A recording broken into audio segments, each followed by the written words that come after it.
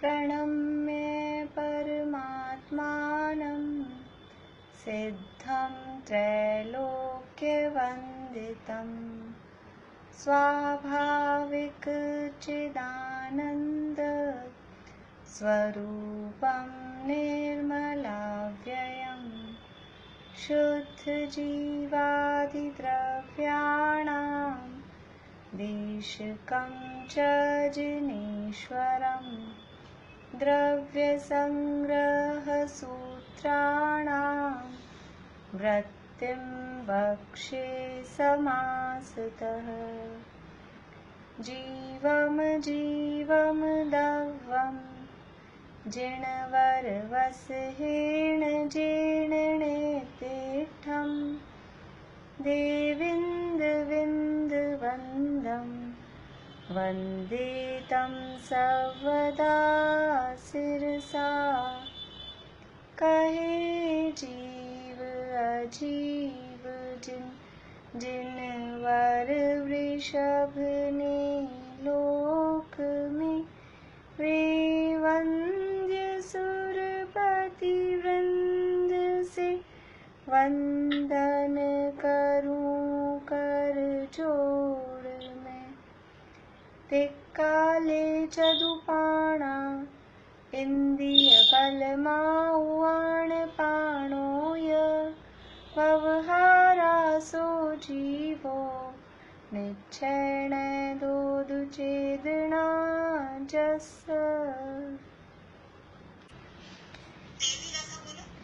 बोलिए। मखन गुण ठाणे सही हवंतिकः अस्मया इन्निया संसारी सभ्ये सुद्धा सुधनया गई इंद्रिये सुखाये जोगे भेदे कसाय नाणेय संयम दंसन लेशा भविया सम्मत सन्निया मारे। बढ़िया। वृहद द्रव्य संग्रह में 13वीं गाथा संसारी जीवों का स्वरूप बताने वाली। व्यवहार से जीव गुणस्थान और मागण स्थान वाले हैं, परंतु शुद्ध न से देखा जाए तो सभी जीव शुद्ध ही हैं। अभी क्या है कि 2-3 महीने से तो अपना वो मूल शास्त्र को तो अपन हाथ ही नहीं लगा रहे हैं, लेकिन वो ग्रंथ में चर्चा किस टाइप से चलती है कि निश्चय व्यवहार की मुख्यता से पूरा कथन है।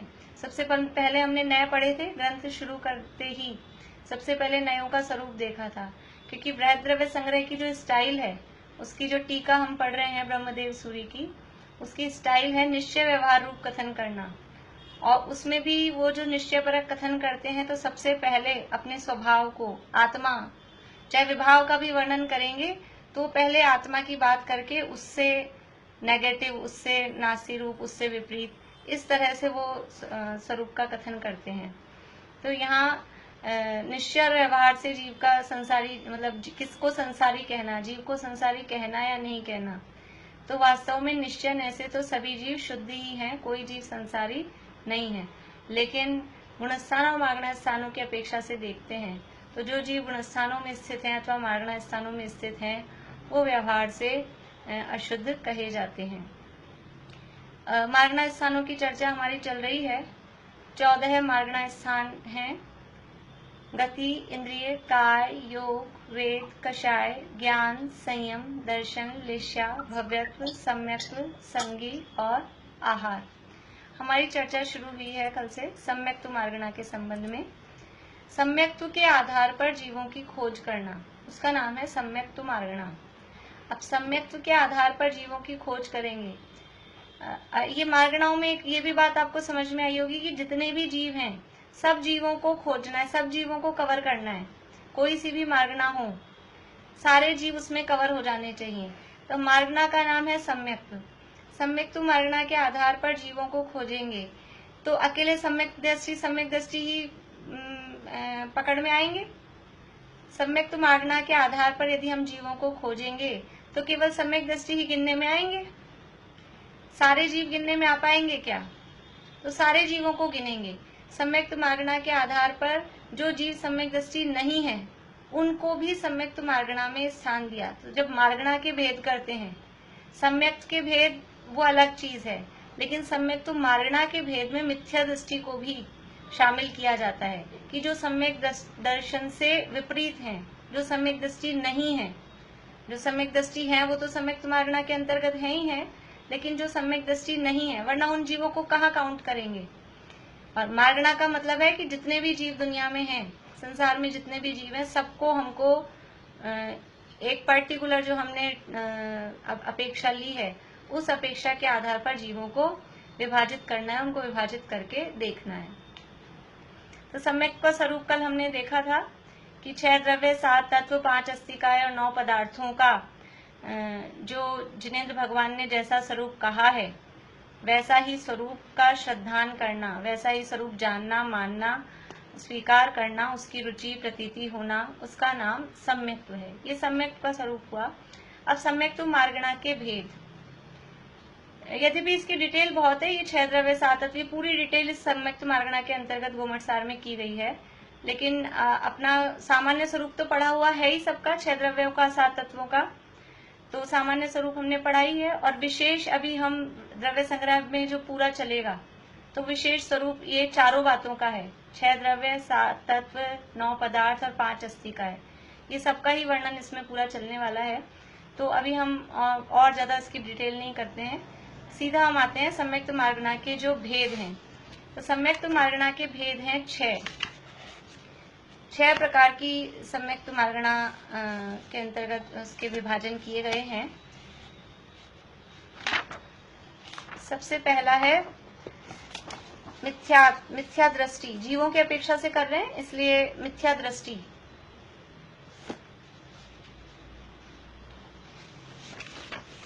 फिर दूसरा है सासाधन सम्यक दृष्टि। पहला भेद मिथ्या दृष्टि, दूसरा सासाधन सम्यक दृष्टि, तीसरा सम्यक मिथ्या दृष्टि। अब इन शब्दों के अर्थ आप ही लोगों को बताने, हमने सब पढ़ा हुआ है ये। तीसरा है सम्यक मिथ्या दृष्टि,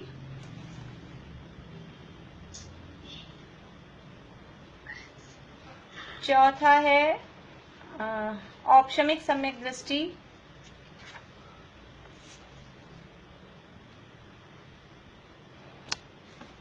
फिर शायोपशमिक सम्यक दृष्टि, और लास्ट है शायिक सम्यक दृष्टि। अभी हमने सम्यक दृष्टि की अपेक्षा से लिखा है, कहीं कहीं आपको ऐसे भी शब्द मिल जाएंगे सीधे सीधे, औपशमिक सम्यक दर्शन, शायोपशमिक सम्यक दर्शन, ये सम्यक्त मार्गणा के भेद हैं वो सब। हाँ जी, शायिक सम्यक दृष्टि, शायिक सम्यक दृष्टि। देखिए याद करने के लिए या लिखने के लिए सरलता है, 3 तो गुणस्थानों के नाम है, पहला, दूसरा, तीसरा। समझ में आया होगा आप लोगों को। पहले गुणस्थान का नाम मिथ्यात्व है, दूसरे का नाम सासाधन है, तीसरे का नाम सम्यक मिथ्यात्व है। 3 तो ये गुणस्थानों के नाम है, और जो चौथा सम्यक दृष्टि, जो अविरत सम्यक दृष्टि चौथा गुणस्थान है, उसमें वो जो सम्यक दर्शन के भेद हैं, उसके आधार पर फिर 3 भेद किए हैं। वास्तव में सम्यक्त मार्गणा के भेद या सम्यक दर्शन के भेद तो ये 3 ही हैं। सम्यक दर्शन के भेद तो औपशमिक सम्यक दर्शन, शायोपशमिक सम्यक दर्शन और शायिक सम्यक दर्शन, ये 3 ही भेद सम्यक दर्शन के हैं। लेकिन क्योंकि यहाँ मार्गणा की बात चल रही है, मार्गणा का मतलब है जीवों को, सब जीवों को उसमें कवर करना है, तो सब जीवों को कवर करने में सम्यक्त मार्गणा में मिथ्या दृष्टि जीव तो सारे छूट गए हैं, तो सम्यक्त मार्गणा के अंतर्गत इसलिए मिथ्या दृष्टि जीव। अब अकेले मिथ्या दृष्टि जीवों को ले लेंगे पहले गुणस्थानवर्ती, तो दूसरे और तीसरे गुणस्थानवर्ती जीव वो कहाँ जाएंगे। दूसरे और तीसरे गुणस्थानवर्ती जीव ना तो सम्यक दृष्टि है, ना पूरे के पूरे मिथ्या दृष्टि है, तो इसलिए उनको अलग से लिया गया है। तो पहला भेद जो पहला गुणस्थानवर्ती मिथ्या दृष्टि, फिर दूसरे गुणस्थानवर्ती सासाधन सम्यक दृष्टि, तीसरे हैं सम्यक मिथ्या दृष्टि, चौथे में औपशमिक सम्यक दृष्टि, पांचवे में शायोपशमिक सम्यक दृष्टि और छठे में शायिक सम्यक दृष्टि। ये सम्यक्त मार्गणा के अंतर्गत 6 भेद कहे जाते हैं। अब मिथ्या दृष्टि किसे कहते हैं? हमने गुणस्थानों के अंतर्गत सारा स्वरूप पढ़ा है, मिथ्या दृष्टि किसे कहते हैं? बोलिए मीता भाभी।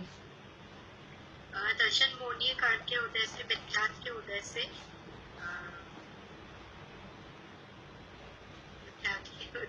हाँ, वंदना भाभी बोलिए। जीव के जो परिणाम है, जीव के जो भाव है, हाँ, वो मिथ्यात्व है। और अपन कोई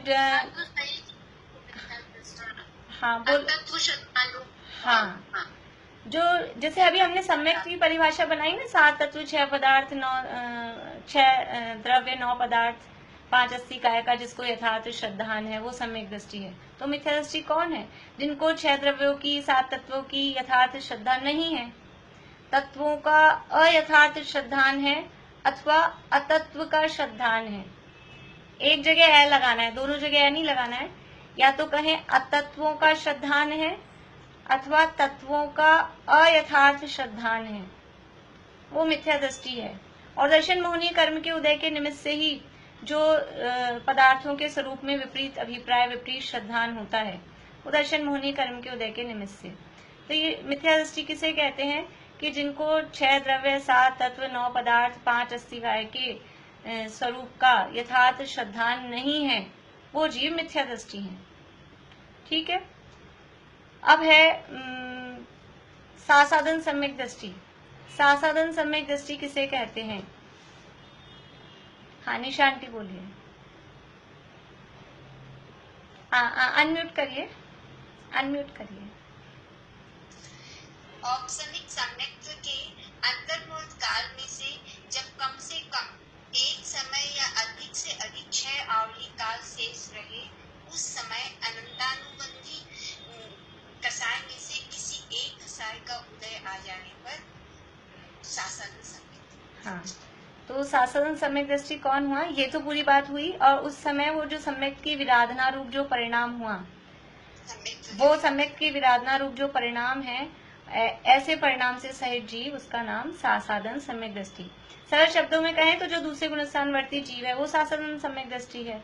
और फिर दूसरे गुणस्थान का स्वरूप कि औपशमिक सम्यक के अंतर्मूर्त काल में से, ख्याल में है नहीं आप लोगों को? शुरू में तो अपन ने किया था वो 2-4 दिन परिभाषाएं सुनने का, फिर वो आगे बढ़ जाते हैं तो रह जाता है। हो भी नहीं सकता ना वो बराबर सारा पीछे का, रोज तो पॉसिबल नहीं हो पाता है। आगे बढ़ते जाते हैं तो वही चीजें आ जाती हैं। लेकिन प्रकरण आते रहते हैं, बीच बीच में प्रकरण आते रहते हैं, तो हमारा रिवीजन अपने आप होता रहता है। अभी सासाधन एक और कोई बोल के सुनाइए। हाँ जी। एक मिनट दीदी, जो दूसरा गुण स्थान बनती है तो वो मिथ्या दृष्टि नहीं होगा क्या? नहीं, जैसे सम्यक दृष्टि है, क्योंकि वो औपशमिक सम्यक का ही काल है। औपशमिक सम्यक के काल में से ही एक समय या 6 आवली काल बचा, उस समय अनंतानुबंधी का उदय आ गया। मिथ्यात्व का उदय तो नहीं है अभी, मिथ्यात्व का उदय तो नहीं है अभी। ये बात जरूर है, वो नियम से मिथ्यात्व में ही जाएगा, डेफिनेटली मिथ्यात्व में ही जाएगा। लेकिन फिर भी अभी जितनी सी भी देर है, 1 समय 2 समय, 1 आवली, जितना भी टाइम उसके पास है, मिथ्यात्व का उदय नहीं है। और जो उसका टाइम चल रहा है, वो टाइम औपशमिक सम्यक का ही है। उसने उस टाइम के बीच में अपने सम्यक की विराधना कर दी, अनंतानुबंधी का उदय आ गया। पर अनंतानुबंधी का उदय कैसे आया? अपने आप आ गया कि वो परिणामों में कुछ ना कुछ शिथिलता हुई, तो वो परिणामों की शिथिलता के कारण वो अनंतानुबंधी का उदय आया, और अनंतानुबंधी का उदय आने से वो सम्यक की विराधना हो गई। इसलिए उसका नाम सासाधन सम्यक दृष्टि है। उसको ना पूरा मिथ्या दृष्टि कहते हैं, ना उसको सम्यक दृष्टि कहते हैं। सासाधन का मतलब है स प्लस आसाधन, यानी सम्यक की विराधना सहित जो सम्यक दृष्टि है। सासाधन यानी सम्यक की विराधना सहित, और फिर सम्यक दृष्टि, ऐसा सम्यक दृष्टि जिसने अपने सम्यक की विराधना कर ली है। और विराधना कर ली है, अब डेफिनेटली वो मिथ्यात्व में जाने ही वाला है। लेकिन फिर भी वो जितनी सी भी देर का टाइम बचा है, उतनी देर वो ना सम्यक दृष्टि है ना मिथ्या दृष्टि है, वो सासाधन है। तो उसको सासाधन सम्यक दृष्टि, मिथ्या दृष्टि उसको नहीं कहा जाता है। तो एक व्यक्ति और मुझे सुनाइए ये दूसरे गुणस्थान की परिभाषा। कौन सुनाएंगे?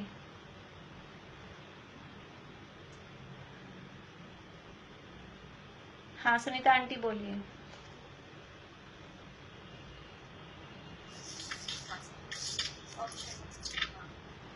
सम्यक के निमित्त से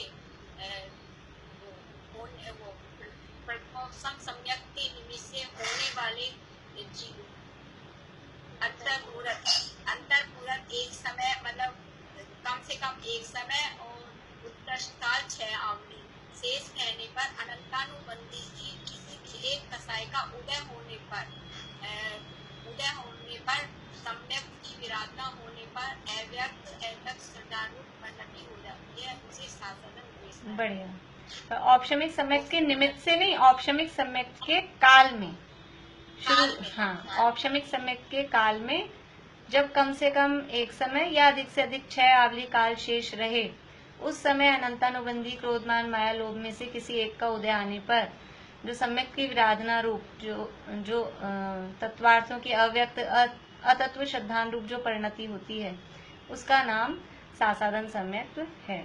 तो ऐसा जो जीव है वो सासादन सम्यक दृष्टि कहलाता है। अब है सम्यक मिथ्या दृष्टि। तीसरा गुणस्थान है, तीसरे गुणस्थान वर्ती जीव कहलाता है सम्यक मिथ्या दृष्टि यानी मिश्र। सम्यक मिथ्यात्व नामक एक दर्शन मोहिनी की प्रकृति है। उस दर्शन मोहिनी की सम्यक मिथ्यात्व नामक प्रकृति का उदय आने पर ये तीसरा गुणस्थान होता है। उस गुणस्थान का नाम भी वही सम्यक मिथ्यात्व अथवा मिश्र है। किसे कहते हैं सम्यक मिथ्यात्व?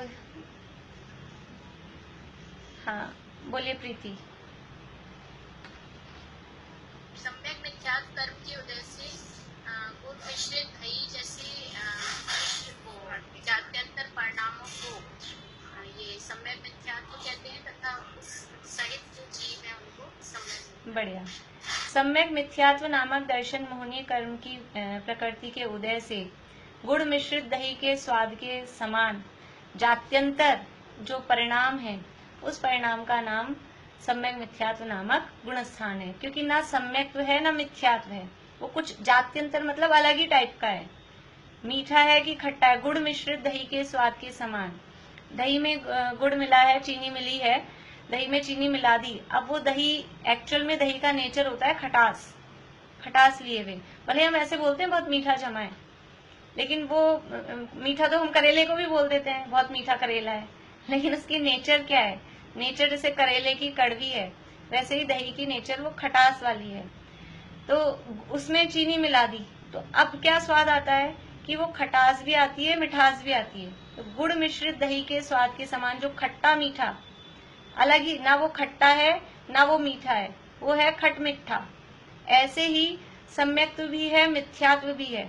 तो अब वो ना पूरा सम्यक्त्व है ना पूरा मिथ्यात्व है, तीसरी ही चीज है, उसका नाम है सम्यक मिथ्यात्व। और ये प्रकृति भी एक अलग ही है, सम्यक मिथ्यात्व नाम की प्रकृति है।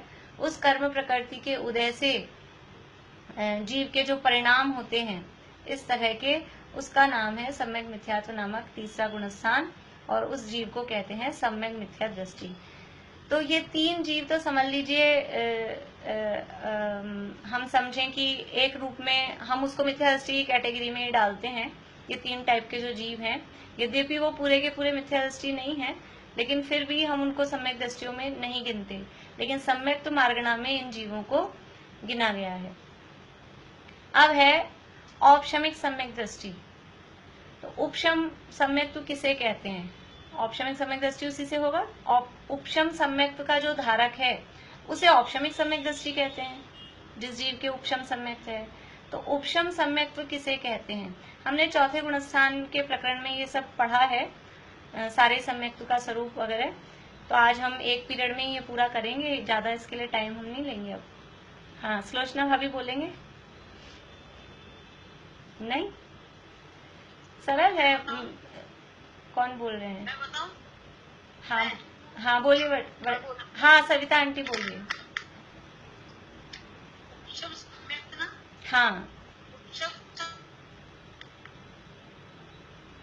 चार अंतानुबंधी, हाँ 3 कषाय, सम्यक्त्व मिथ्यात्व और सम्यक मिथ्यात्व, 7 कर्म है। हाँ ठीक है। 7 कर्म प्रवृत्तियों के उपशम से होने वाला सम्यक्त्व उपशम सम्यक्त्व है। हाँ ठीक है, बढ़िया।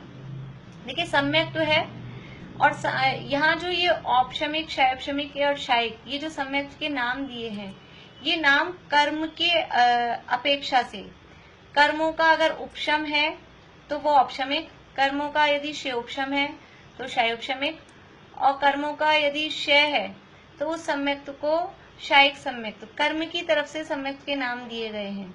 तो अब उपशम किसे कहते हैं, एक तो ये बात है, और कौन से कर्मों का उपशम होना है, ये दो बातें हैं, क्योंकि सारे ही कर्मों का उपशम होगा ऐसा नहीं। तो कोई चीज, कोई गुण प्रकट हो रहा है अथवा कोई पर्याय प्रकट हो रही है, उससे रिलेटेड, उसको घातने वाले जो कर्म हैं, उन कर्मों का यदि उपशम हो जाता है तो वो निर्मल पर्याय प्रकट हो जाती है। तो सम्यक्त्व रूप जो हमारी निर्मल पर्याय है, उसको घातने वाले, उसको नष्ट करने वाले कर्म कौन से हैं? तो सम्यक का घातक है मोहनीय कर्म। सम्यक का घातक मोहनीय कर्म है। मोहनीय कर्म के दो भेद हैं, एक दर्शन मोहनीय और एक चारित्र मोहनीय।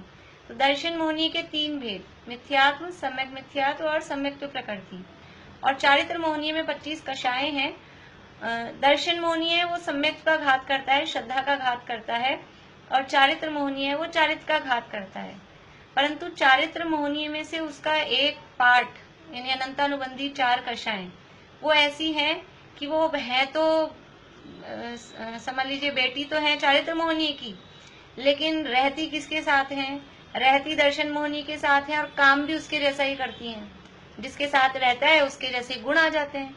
तो दर्शन मोहनीय सम्यक का घात करता है, और चारित्र मोहनीय की जो ये अनंतानुबंधी है, ये अनंतानुबंधी भी उस मिथ्यात्व के साथ में, दर्शन मोहनीय के साथ में सम्यक के घात में निमित्त बन जाती है। तो इस तरह से सम्यक की विरोधी हो गई 7 प्रकृतियां, 3 दर्शन मोहनीय की और 4 ये चारित्र मोहनीय की अनंतानुबंधी आदि। अब इन 7 प्रकृतियों का उपशम, उपशम का मतलब है उनका दब जाना। दब जाना का मतलब है कि अभी सत्ता में से खत्म नहीं हुई है, अभी रखी है आत्मा के प्रदेशों के साथ वो कर्म हैं, लेकिन अभी वर्तमान में वो उदय में नहीं आ रहे, अभी बेहोश पड़े हैं। जैसे उपशम का मतलब है जैसे ग्लास में पानी है और पानी में कचरा है और हमने कुछ फिटकरी डाली या कुछ किया तो वो कचरा नीचे दब जाता है, मैल नीचे बैठ जाता है। बहुत सारी चीजें इस तरह की होती है, जैसे समझ लीजिए हम घी छानते हैं तो वो नीचे उसमें छाछ जम जाती है, वो दबी हुई है। और भी कोई भी चीजें समझ लीजिए इस तरह की हो कि कुछ चीजें नीचे दब जाती हैं, पानी में पत्थर डालो तो वो सब नीचे दब जाते हैं, ऊपर नहीं आते। तो ऐसे ही वो कर्म अभी दबे हुए हैं, सोए हुए हैं, बेहोश हैं, वर्तमान में अभी उदय में नहीं आ रहे। तो इन 7 प्रकृतियों का जब उपशम हो जाता है तो उस समय वो जो श्रद्धा गुण है, वो श्रद्धा गुण की निर्मल पर्याय प्रकट होती है। क्योंकि वो जब तक ये कर्मों के उदय थे तब तक वो श्रद्धा हमारी विपरीत रूप परिणमन कर रही थी, श्रद्धा विपरीत हो रही थी, यानी मिथ्या दर्शन हो रहा था।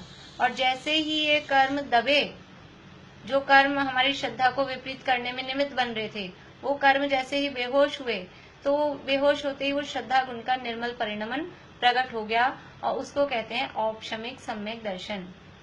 यानी दर्शन मोहनी के 3 और चारित्र मोहनी के अनंतानुबंधी आदि 4 प्रकृतियों के उपशम पूर्वक जो श्रद्धा गुण की निर्मल पर्याय प्रकट होती है, उसका नाम औपशमिक सम्यक दर्शन है।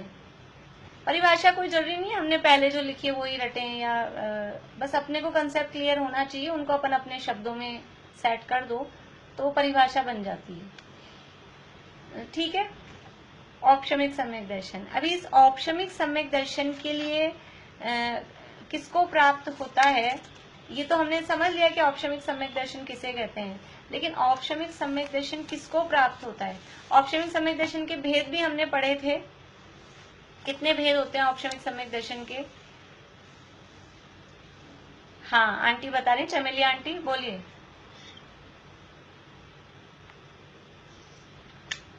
आवाज चालू करिए आपकी। प्रथमोपशम सम्यक दर्शन और द्वितीयोपशम सम्यक दर्शन। बढ़िया, प्रथमोपशम सम्यक दर्शन और द्वितीयोपशम सम्यक दर्शन। अब ये भी बता दीजिए इसमें अंतर क्या है? अंतर नहीं, चलिए और कौन बोलेंगे अंतर?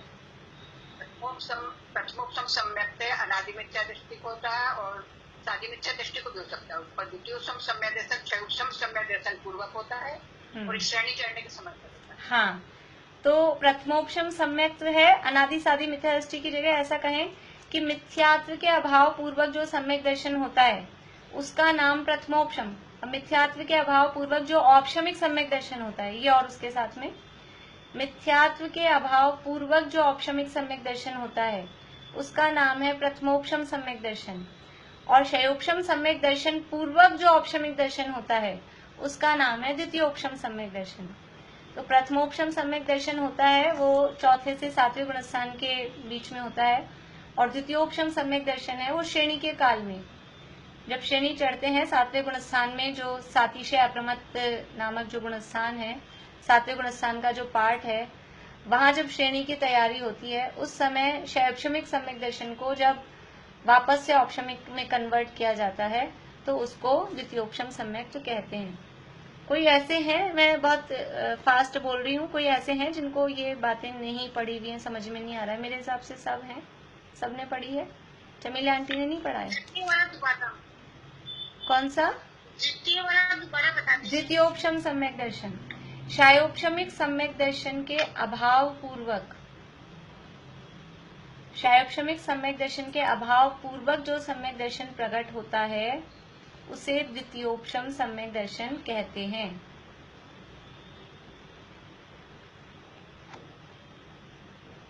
और यह उपशम श्रेणी के गुणस्थानों में होता है।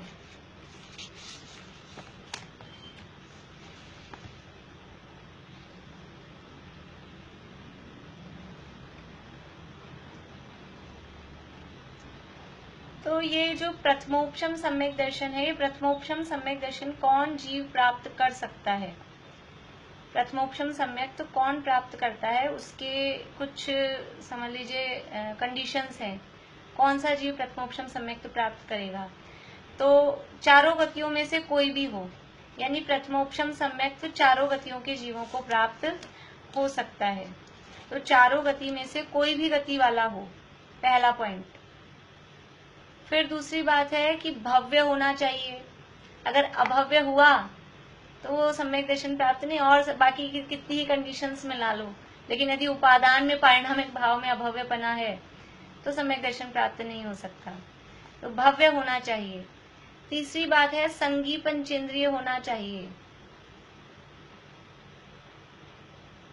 चारों गति में से कोई भी गति हो, एक तो ये बात हो गई है। फिर दूसरी कंडीशन है भव्य हो। फिर तीसरी बात है संगी पंचेंद्रिय हो। चौथी बात पर्याप्तक हो, क्योंकि संगी पंचेंद्रिय जीव अपर्याप्तक भी होते हैं। अब अपर्याप्तक सम्यक दर्शन कर सकता है क्या? उसके पास समय कहाँ है? श्वास के 18वें भाग आयु है, तो अपर्याप्त जीव सम्यक दर्शन प्राप्त नहीं कर सकता। इसलिए चौथी कंडीशन है पर्याप्तक हो।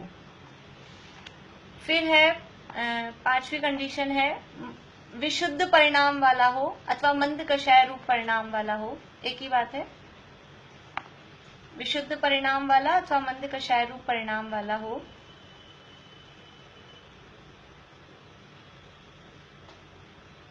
जागृत अवस्था में हो।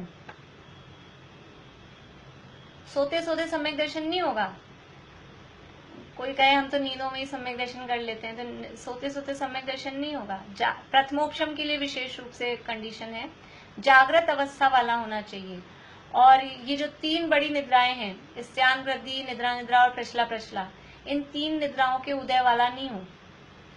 जैसे प्रचला निद्रा ये हल्की निद्राएं हैं, उनके उदय वाले ही चल रहे हों जागृत अवस्था में भी, लेकिन तीन बड़ी निद्राओं का उदय वाला नहीं होना चाहिए।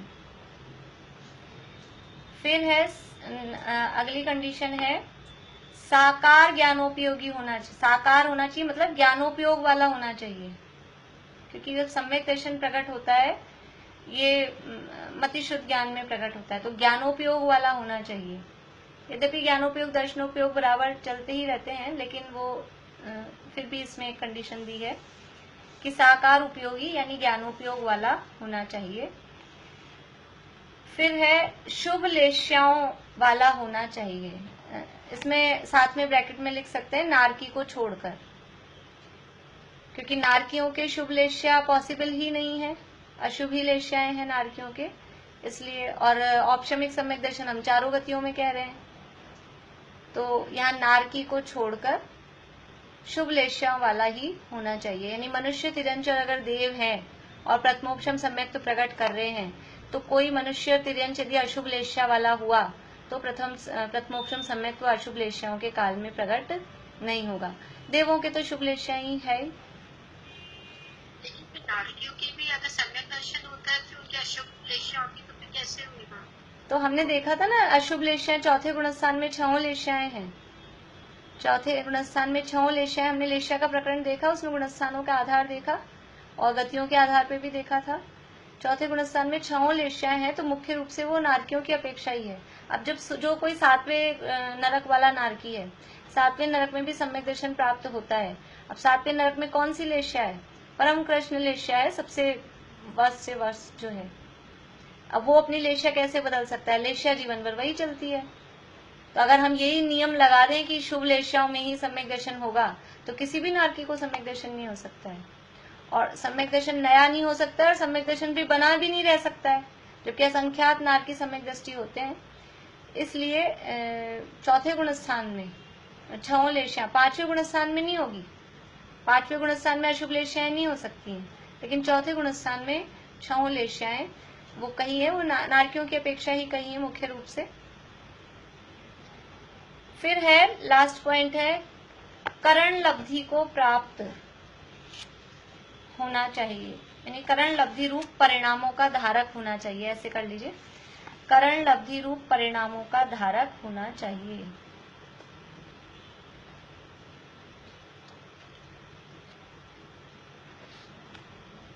यानी जो प्रथमोपशम सम्यक्त्व है, ये प्रथमोपशम सम्यक्त्व किस जीव को प्राप्त हो सकता है, उसके यहाँ कंडीशन बताए हैं। कल हमने बात की थी पंच लब्धियों पूर्वक होता है, 5 लब्धियों की कल हमने लास्ट में बात की थी।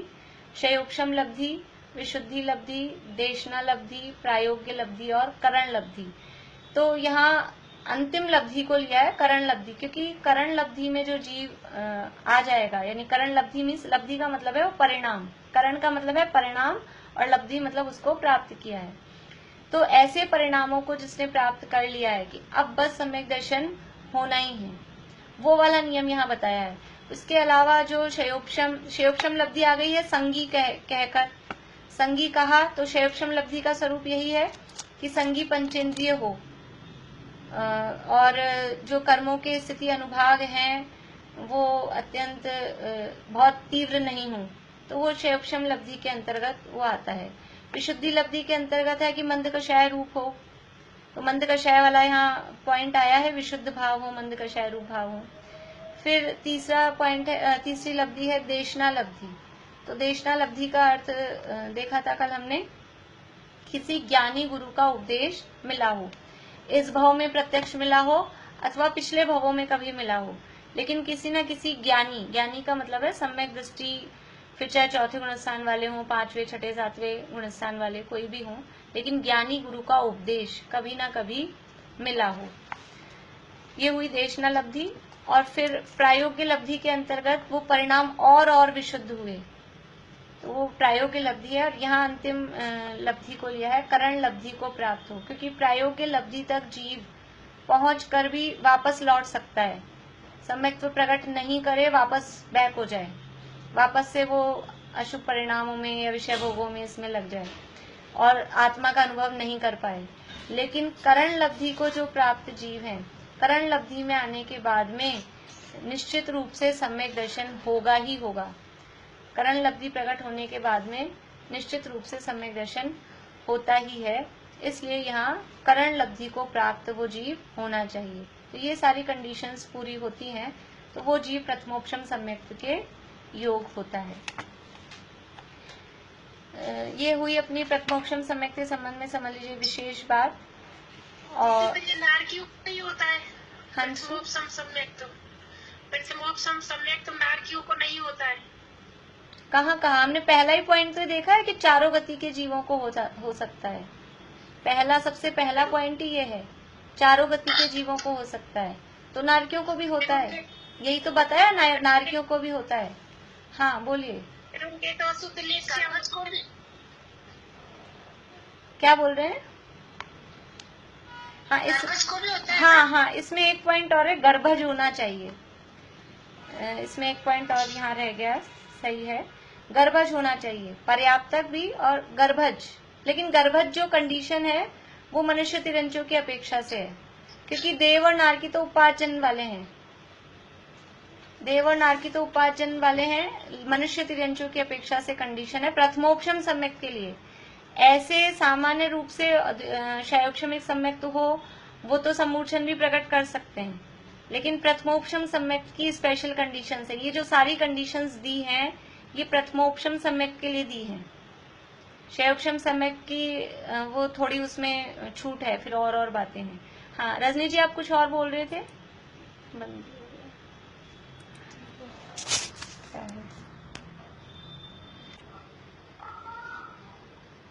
हाँ कुछ कहाँ है रजनी जी, आपको कुछ पूछना था।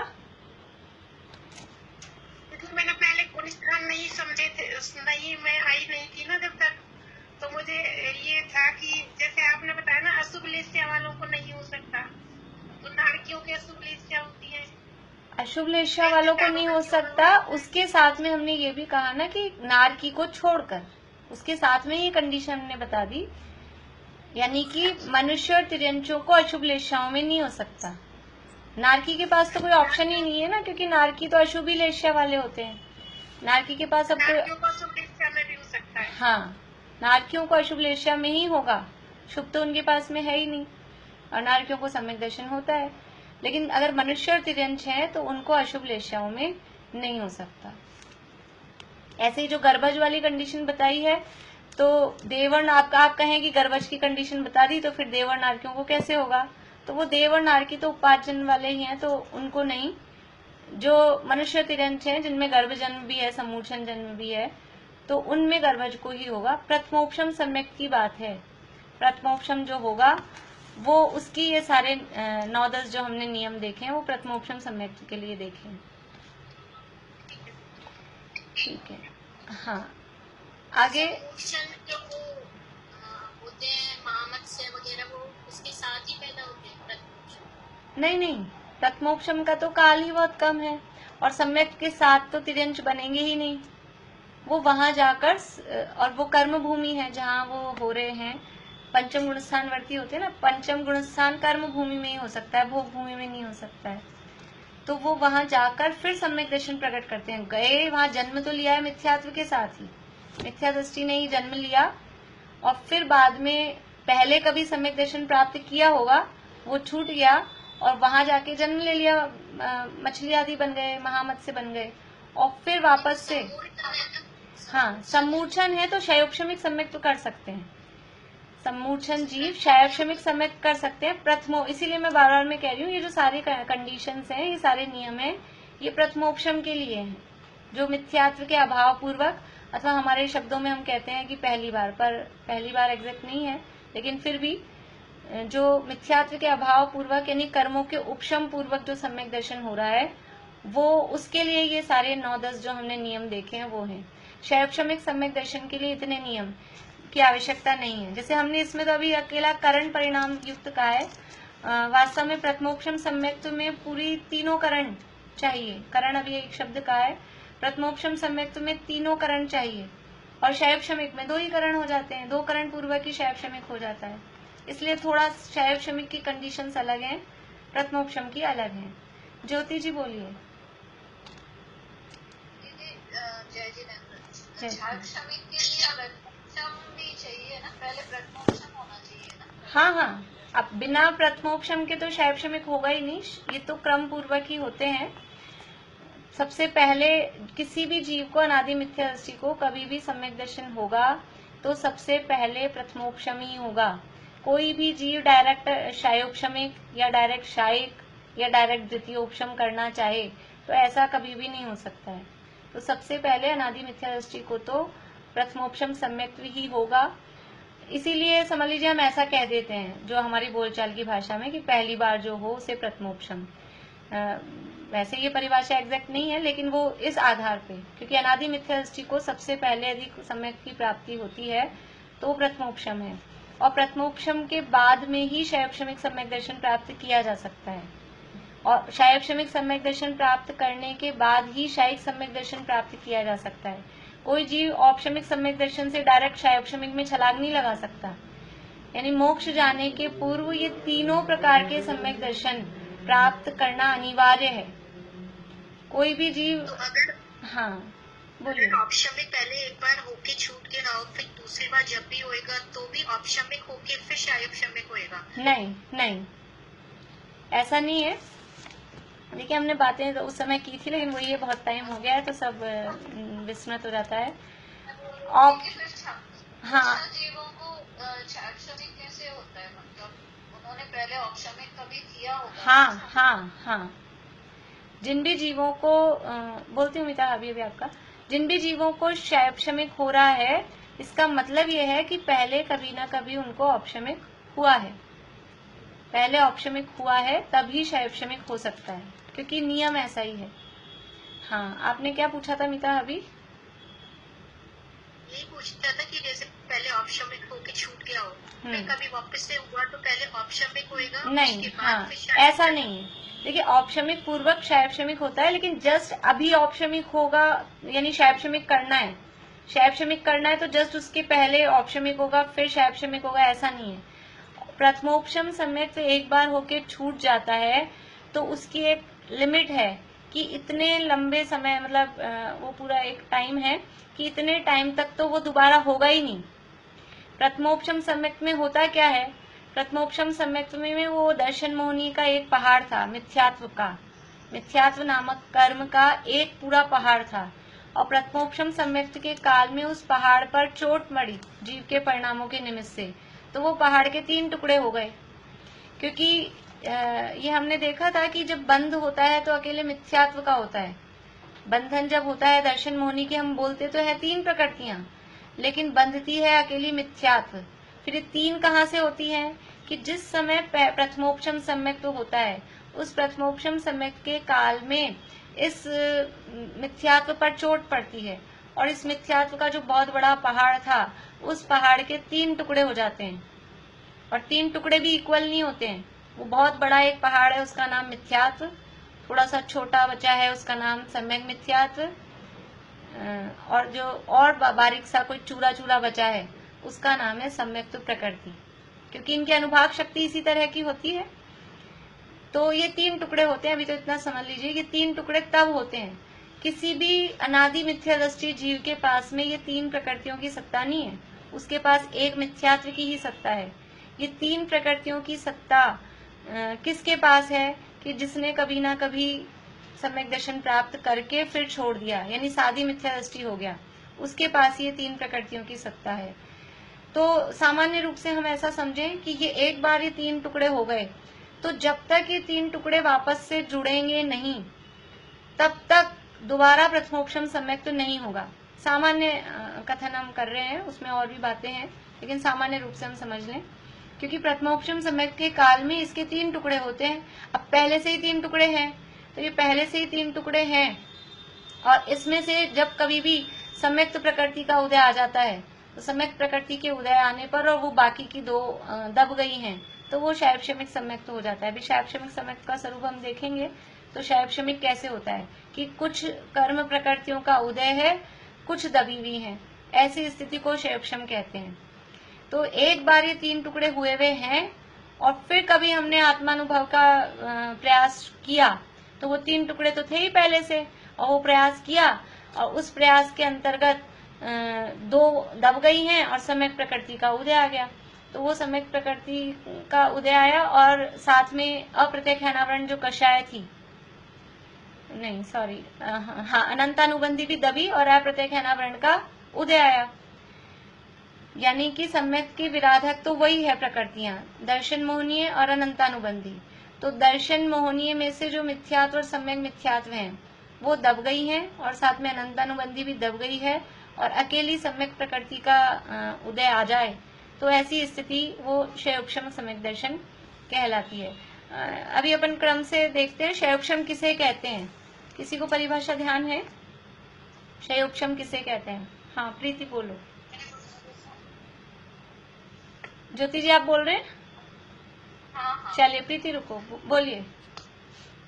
ये सम्यक दर्शन मोहिनी की 2 प्रकृतियां और अनंतानुबंधी की 4 जो सर्वघाती स्पर्धक हैं, उनका उदयाभाव जो वर्तमान में आने वाले थे, उनका उदयाभाव भी 6, और उन्हीं के जो भविष्य में आने वाले थे, उनका सदवस्था रूप उपशम और सम्यक प्रकृति का उदय। उसको क्षयोपशम। देखिए, क्षयोपशम कब होता है कि वर्तमान कालीन सर्वघाती स्पर्धकों का उदयाभावी क्षय, भविष्यकालीन उन्हीं यानी सर्वघाती स्पर्धकों का सद अवस्था रूप उपशम और वर्तमान कालीन देशघाती का उदय, ऐसी 3 रूप जो कर्म की अवस्था है उसका नाम है क्षयोपशम।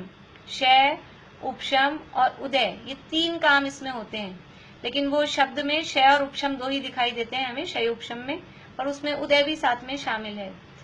तो वो उदयाभावी क्षय और सदवस्था रूप उपशम क्या है कि उदयाभावी क्षय का मतलब है उनका जितना अनुभाग था वो अनुभाग को हमने खत्म कर दिया, वो कर्म जितनी उसकी ताकत थी उसकी ताकत को कमजोर बना दिया, तो वो हो गया उदयाभावी क्षय, कि उदय में नहीं आ पा रहा है, जैसा फल दे रहा था सर्वघाती रूप वैसा वो फल नहीं दे रहा है। फिर है सद अवस्था रूप उपशम, कि वो जो सर्वघाती प्रकृतियां थी वो जिस जगह है उसी जगह उनको पॉज कर दिया, वो उदय में भी नहीं आ सकती हैं, वो उदीर्णा भी नहीं हो सकती हैं, वो जहां हैं भविष्यकालीन है ना, आगामी काल में आने वाली, तो वो जिस जगह उनका टाइम है आने का उसी जगह पे वो फिक्स रहेंगी, उससे पहले उदय में नहीं आ सकती हैं। तो उदयाभावी क्षय, सदवस्था रूप उपशम। अब देशघाती का उदय, तो ये जो सम्यक प्रकृति है ये देशघाती प्रकृति है, मिथ्यात्व और सम्यक मिथ्यात्व ये सर्वघाती प्रकृतियां हैं, और सम्यक प्रकृति है वो देशघाती प्रकृति है। तो देशघाती का उदय होने पर तो ऐसा ये मिथ्यात्व और सम्यक मिथ्यात्व का तो उदयाभावी क्षय और साथ में अनंतानुबंधी भी और सदवस्था रूप उपशम, इन 6 का तो ये हुआ, और सम्यक प्रकृति जो देशघाती थी उसका उदय हुआ। तो ऐसी जो कर्मों की अवस्था हुई इस रूप उदय उपशम उदय क्षय उदय और उपशम रूप जो अवस्था हुई उसका नाम क्षयोपशमिक सम्यक्त्व कहलाता है। यानी दर्शन मोहिनी की 2 और अनंतानुबंधी की 4 प्रकृतियों का उदयाभावी क्षय और सदवस्था रूप उपशम तथा सम्यक्त्व प्रकृति का उदय होने पर जो जीव के श्रद्धा गुण की परिणति होती है, निर्मल परिणति होती है, उसका नाम क्षयोपशमिक सम्यक्त्व है। ठीक है, तो ये क्षयोपशमिक सम्यक्त्व कब होगा? अब हमको इसमें से सम्यक प्रकृति का उदय, ये इसमें है सम्यक प्रकृति का उदय है। तो जब तक सम्यक प्रकृति नहीं होगी हमारे पास में तब तक वो उदय कैसे आएगी? सम्यक प्रकृति कब हमारे पास में आएगी कि जब हम उस मिथ्यात्व के 3 टुकड़े करेंगे तब वो सम्यक प्रकृति आएगी। और वो 3 टुकड़े कब होंगे? कि वो 3 टुकड़े होंगे प्रथमोपशम सम्यक्त्व के काल में। इसलिए प्रथमोपशम सम्यक्त्व पहले जब तक अनादि मिथ्या दृष्टिकोण नहीं होगा तब तक उससे पहले क्षयोपशमिक सम्यक दर्शन नहीं हो सकता। तो प्रथमोपशम सम्यक्त्व एक बार हो गया तो आप समझ लीजिए कि असंख्यात वर्ष, सामान्य रूप से अपन समझ लें, असंख्यात वर्षों तक दोबारा होने का काम नहीं पड़ता है कि एक बार प्रथमोपशम सम्यक्त्व हुआ है, ये 3 टुकड़े हो गए हैं, उसके बाद जब भी कभी सम्यक दर्शन होता है तो क्षयोपशमिक ही हो जाता है। वो बहुत लंबे टाइम बाद फिर ये जो टूटे हुए पहाड़ हैं वो वापस किसी पहाड़ के टुकड़े कर दें, 2 टुकड़े हो गए, उसके बाद में वो कब जुड़ जाएंगे अपने आप बिना कुछ फेविकोल लगाए? तो वो कब जुड़ जाएंगे कि वो बहुत लंबे समय तक साथ में ऐसा पड़े रहें और कुछ उसमें छेड़खानी नहीं हो, तब जाके वो बहुत लंबे टाइम बाद वो पहाड़ जुड़कर एक हो जाता है। ऐसे ही यहाँ ये जो 3 टुकड़े हुए हैं मिथ्यात्व के, वो बहुत लंबे काल तक जुड़ते नहीं हैं, और जब तक वो नहीं जुड़े हैं तब तक उसमें से सम्यक प्रकृति का उदय आया, बाकी 2 का उपशम हुआ, उदयाभावी क्षय सदवस्था रूप उपशम हुआ, तो क्षयोपशम सम्यक्त्व हो जाता है।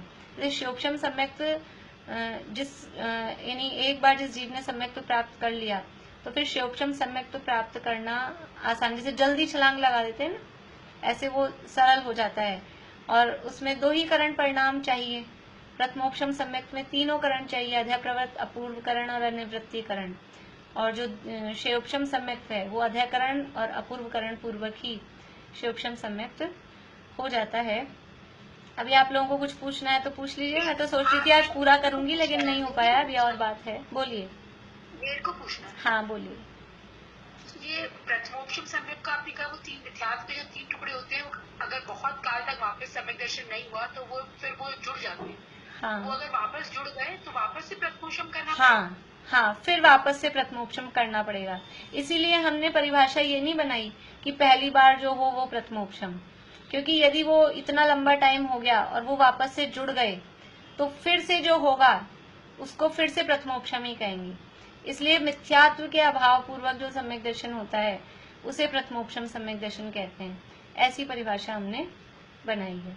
लेकिन फिर उसको सादी मिथ्या दृष्टि कहेंगे या अनादि मिथ्या दृष्टि कहेंगे? नहीं, कहेंगे तो सादी ही, कहेंगे तो सादी ही, अनादि तो नहीं रहा, क्योंकि एक बार सम्यक दर्शन प्राप्त कर लिया तो उसने वो अपने मिथ्यात्व पे एक बार तो ब्रेक लगा दिया है, तो कहेंगे तो उसको सादी ही, अनादि तो नहीं कहेंगे।